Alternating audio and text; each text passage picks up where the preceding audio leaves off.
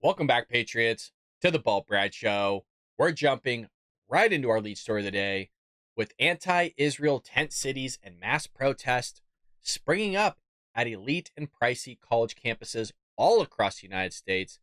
The inflammatory anti-Israel protests, and that's what they are, that have engulfed Columbia University are now metastasizing. They're spreading like cancer to other elite schools, like you see on your screen here, which is NYU, and to campuses around the country as more pampered students join the bandwagon. And that's exactly what's taking place here. They're jumping on here, chanting Free Palestine, saying anti Semitic things, acting like a bunch of idiots, setting up encampments, which is basically Occupy Wall Street 2.0, where they're taking over quads of these universities, as well as taking over buildings at these universities. One of the biggest protests outside of Columbia was at Yale University, and it was met with force on Monday morning, where cops showed up in riot gear and arrested at least 47 protesters who refused to disperse after they were given multiple warnings. And as you see on your screen here, just tent encampments taking place everywhere. They're sitting on the ground. These people are heroes, folks. They're saving lives on a matter that's not even affecting them and is happening on the other side of the globe. Furthermore, the crackdown followed a weekend anti-rally in which a Jewish student, journalist to be specific, covering the encampment was stabbed in the eye with a Palestinian flag. More than 150 protesters had been busted for trespassing in recent days as cops clashed with protesters who have pitched campsites on campus quads from Michigan to Massachusetts. At Columbia University, which has come under increasing fire for unwilling or incapable of thwarting demonstrators intent on occupying the school's west lawn, 114 people were detained after the school's president had to call in the NYPD. The people were just back less than 48 hours later, specifically less than 24 hours later. There are now more than 200 protesters camping out in dozens of tents. Look at this. Look at this picture. It says, "Free all Palestinian prisoners, ceasefire now." Now, why don't I see a single thing about Hamas in there? How come I don't see a single banner saying for Hamas to free prisoners? Weird.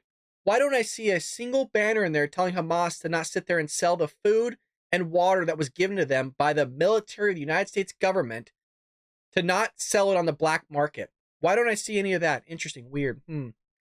However, the movement at Columbia appears to have inspired numerous other solidarity demonstrations, all of which student protesters erecting ramshackle encampments and occupying university buildings and campuses, declaring them liberated zones.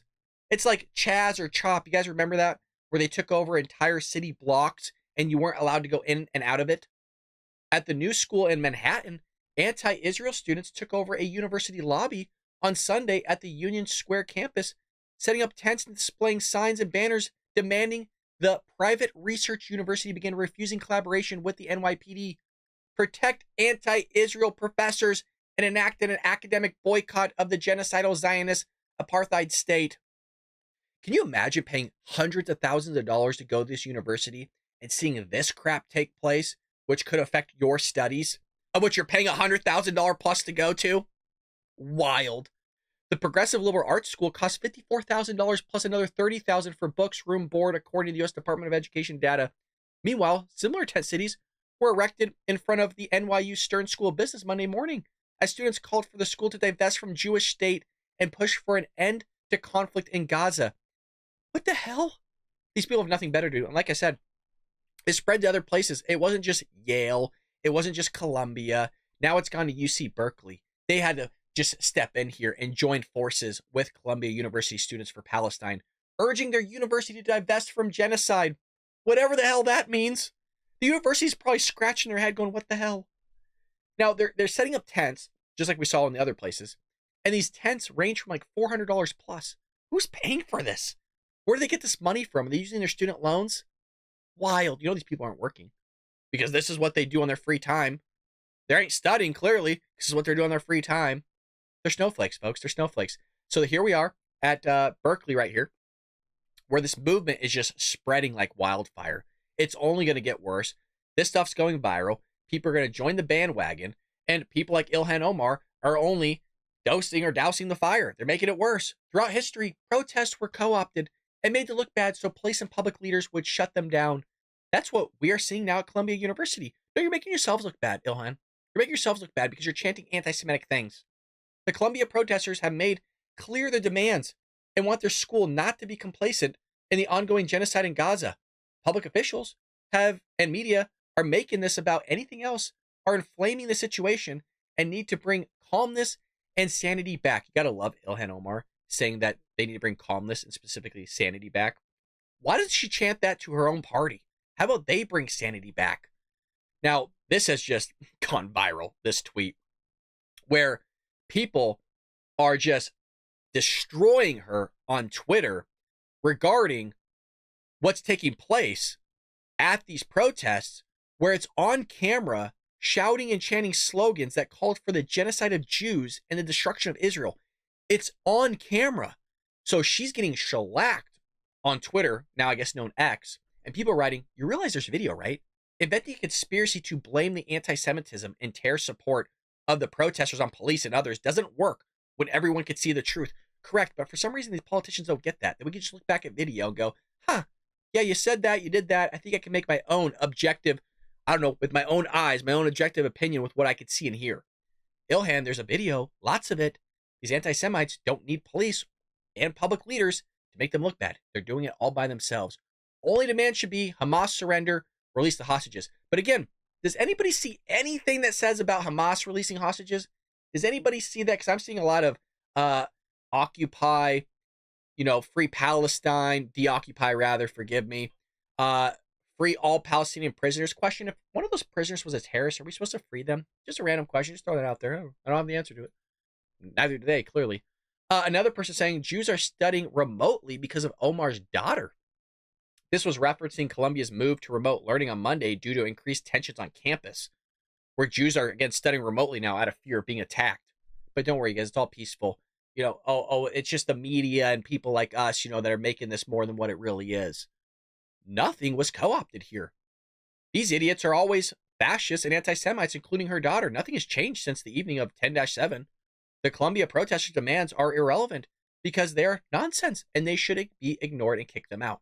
I mean, it's wild that it's just being let go, but that's what's taking place, folks. That's what's happening on your college campuses. If people have nothing better to do, they're heroes. They're heroes for a conflict that's not even in their own bedroom, if that's what you want to call it, in their own city, in their own state, in their own country. It's happening across the globe. If you really want to make a difference, go over there and fight it. Go over there and make a big difference. Well, speaking of other news, hell, I'm done with that one. You have Turley here saying he is in utter disbelief over Bragg trial opening statements. And I love this video, which I got to share with all of you, of him just kind of going off on Fox News from the day one statements from this trial. I'm just going to let it do justice because there's nothing more I need to add to it. Let's roll it. Washington University law professor and a Fox News contributor. Jonathan, you look at the court of public opinion on this, U.S. adults' view of the hush money case that we are watching play out in real time. And when asked how Americans see the former president Trump's behavior in this hush money case, 35% say they see it as illegal. Okay, but 31% say unethical but not illegal, and 14% say nothing wrong. So 45% of respondents say they see it unethical or nothing wrong, more than those who see it as illegal behavior. Your thoughts on this day? Well, that's not unexpected. I think if you poll people and ask if Trump was responsible for the bubonic... I'm so sorry, but what are the odds of this? Know the signs of memory loss? They must know we're talking about Joe. Oh, that's too good. I apologize. I'm sorry. I just saw that. I had to. Plague, you'd end up with the same 35%. I mean, we have these hard numbers on either end of the poll when it comes to Trump. They don't move, no matter what the subject is. What is clear is, in this case, Trump is right. I mean, this is an embarrassment. I mean, the fact that we are actually talking about this case being presented in a New York courtroom leaves me in utter disbelief. I mean, the arguments today did, in fact, capture all the problems here. You know, you had this misdemeanor under state law that had run out. This is going back to related to the 2016 election. And they zapped it back into life by alleging that there was a campaign finance violation under the federal laws that doesn't exist. The Department of Justice doesn't view it this way. But on top of that, you've got these tough factual issues that were laid out well by the Trump team, saying someone else designated this as a legal expense, and he was actually paid far in excess of this because of this was a legal account. But also keep in mind, this is what Hillary Clinton's people did. You know, remember when they funded the Steele dossier, which they denied to reporters, they put it as a legal expense, and then they fought the eventual fine that they received from the federal government, saying, but it was a legal expense. But now you've got some of the same Democrats supporting this bizarre theory. Yeah. So, I mean, just completely obliterates them. This is a hoax. We all know what this is. It's political. We all know Alvin Bragg is a nut job. He's a loser. He has nothing better to do. When there's massive amount of crime happening in New York, any Democrat-ran area, hell, you could look at all the crime that's taking place. They don't want to prosecute anybody, but they want to sit there and go after Donald Trump because he's orange bad, mad, bad, bad. Now, the scary thing is, you guys, these people want to kill Trump. I'm not kidding.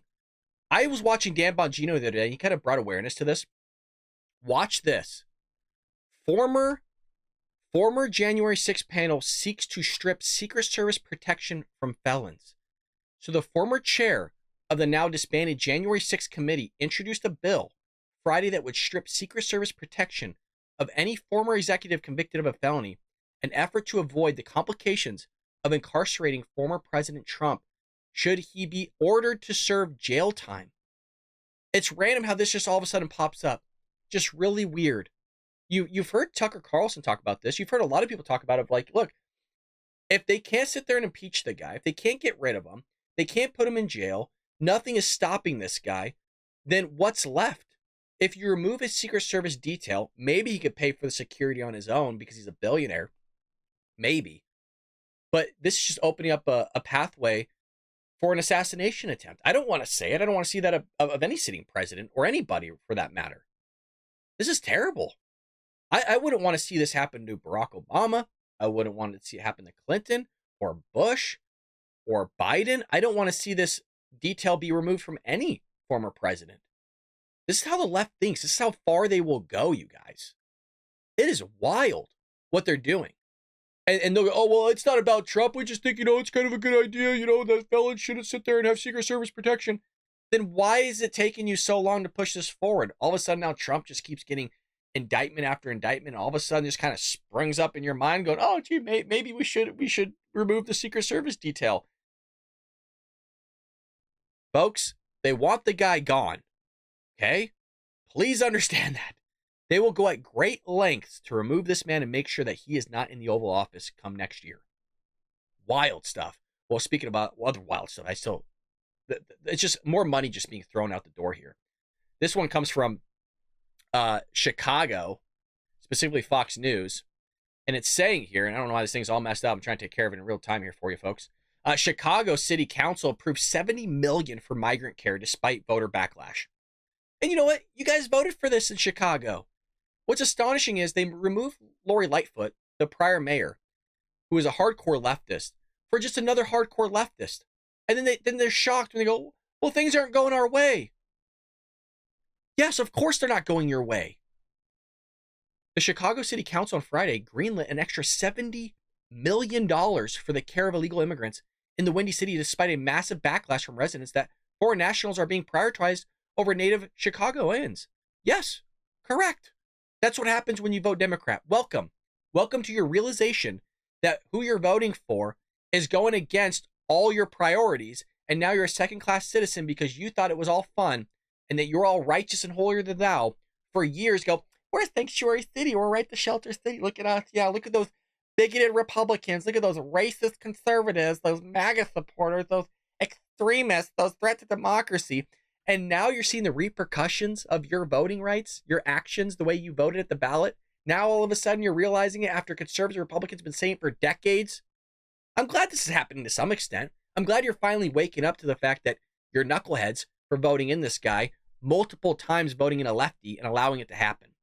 The council voted 30-18 to approve the request made by Mayor Brandon Johnson in order to help deal with the ongoing migrant crisis, and it's facing that the vote, which came after an hour of heated debate, accompanied an approval of $48 million grant money from the state and federal governments. That money is on top of, you guys ready for this? On top of $150 million assigned to migrant care in the budget already.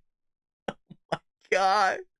It's insane. You guys have to understand, again, they don't print money in the state, right? So they're just pulling money from other sectors to fund this whole thing. Oh my God. Yes, this is a challenge.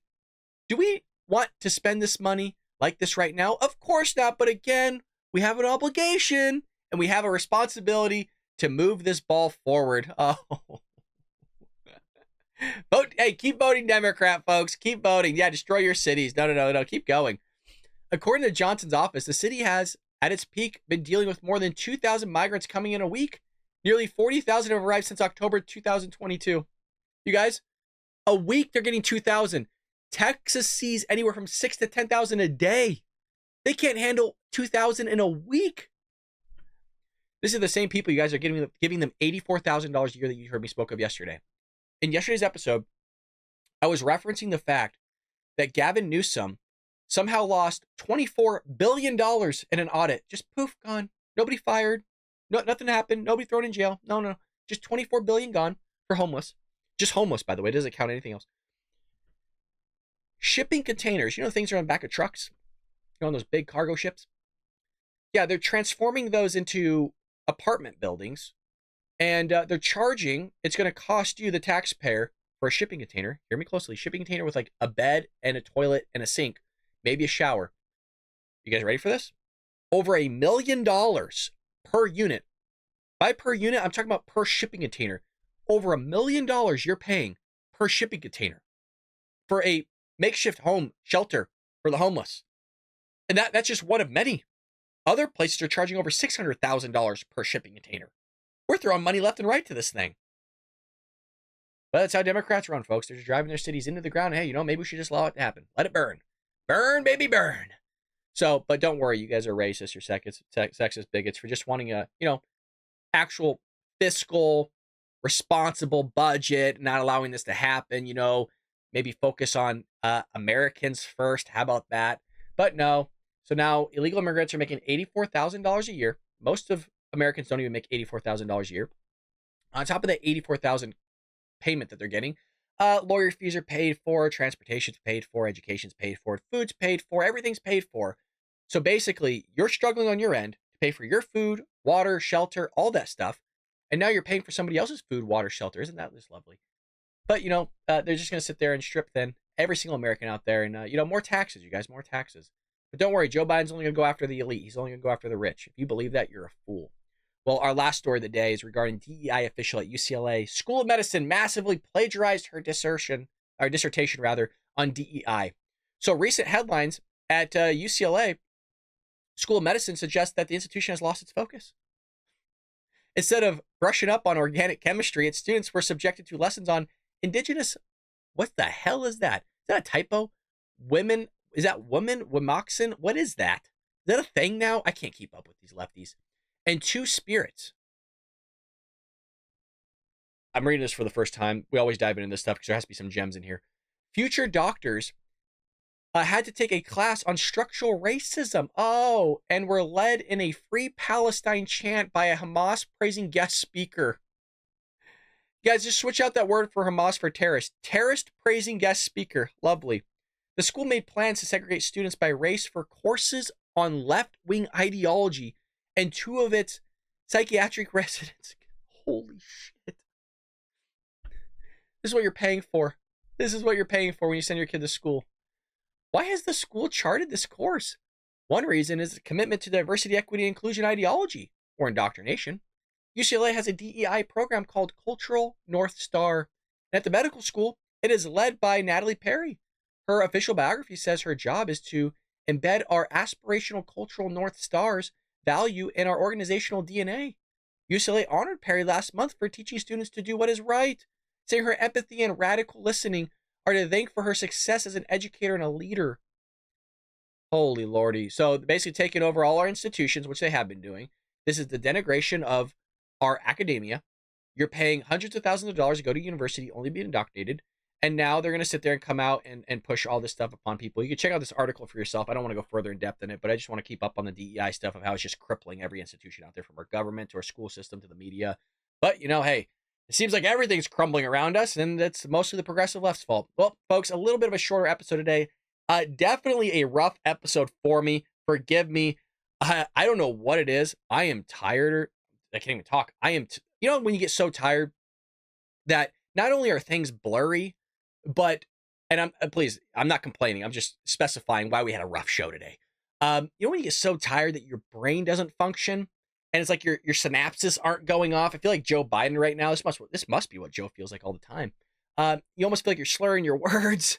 I'm not on anything other than just some nice coffee to wake me up, but hopefully you made it through this episode with me. Again, I apologize. It wasn't the most polished I wanted it to be, but we got a show out there nonetheless. I wanted to make sure I got something out to you. I did think about not recording one, but I think it's important to get the news out there, even if it is rough.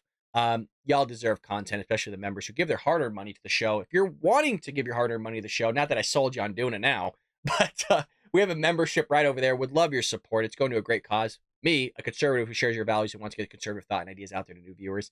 If you don't want to give your hard-earned money, that is A-okay. Just please watch the show all the way through. Leave us a comment down below. Hit that like button. And that right there alone is doing a lot in supporting the show. Folks, I will see you tomorrow, hopefully with a better episode here on The Bull Brad Show.